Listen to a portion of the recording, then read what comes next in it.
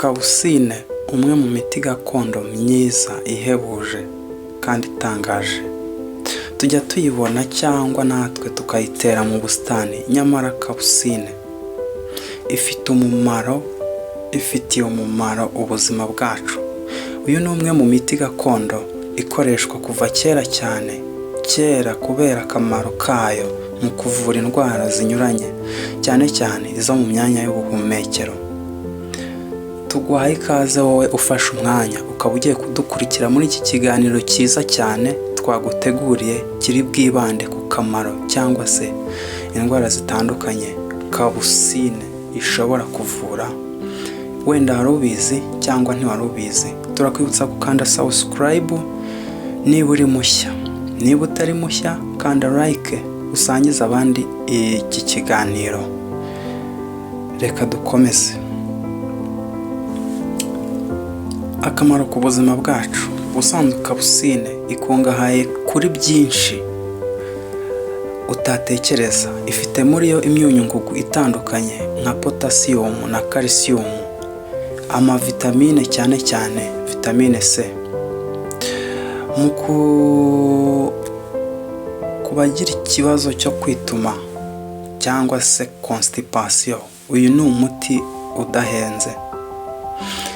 Nubwo utubuto twawe ari duto, nyamara iyo ufashe garama 70 z'ifu yatwo ukavanga na garama 150 z'ubuki, ukajya unywa ikiyiko kimwe 3 ku munsi, uba wagakemuye. Inkorora, grippe, bronchite ntibizongere kukuzahaza.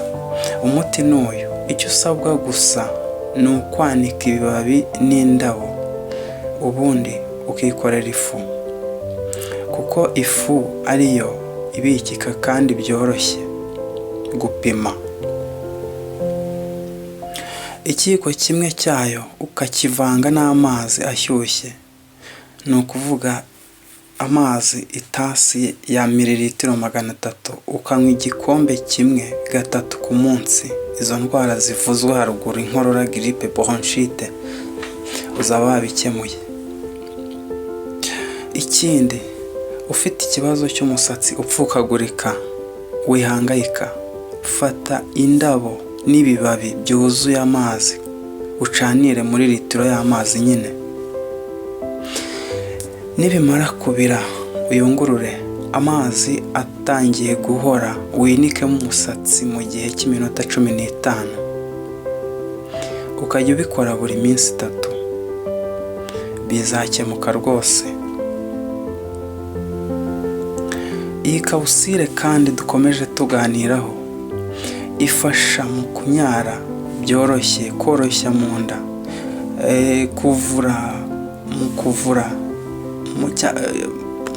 mu kuvura ibishishi n'ibiheri mu maso.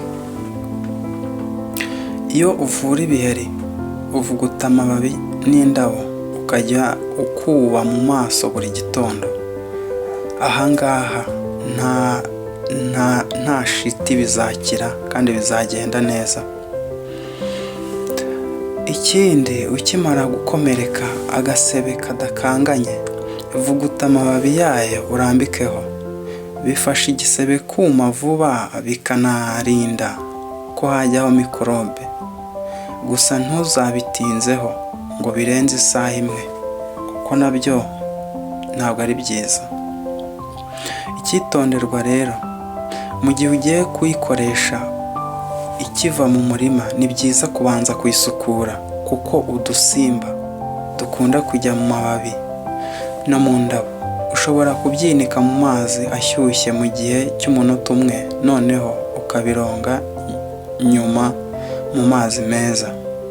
Icya kabiri cyo kwitondera, gukoresha nyinshi bishobora gutera uburyaryate. Koresha iyavuzwe mu bipimo twababwiye haruguru. Icya gatatu cyo kwitondera, kugeza ubu nta kibazo cyihariye irateza mu ngeri zose z'abantu. Ntawe utemerewe kuyikoresha keretse umwana utaratangira kurya nk'abantu bakuru, ni ukuvuga umwana utarageza umwaka. Icya kane, nyuma yo kuyinywa, oza amenyo yawe niba wayikoresheje mu musatsi ufuramo nyuma yo kuyikoresha. Turabashimiye rero kuba mwadukurikiye mukaduha umwanya wanyu.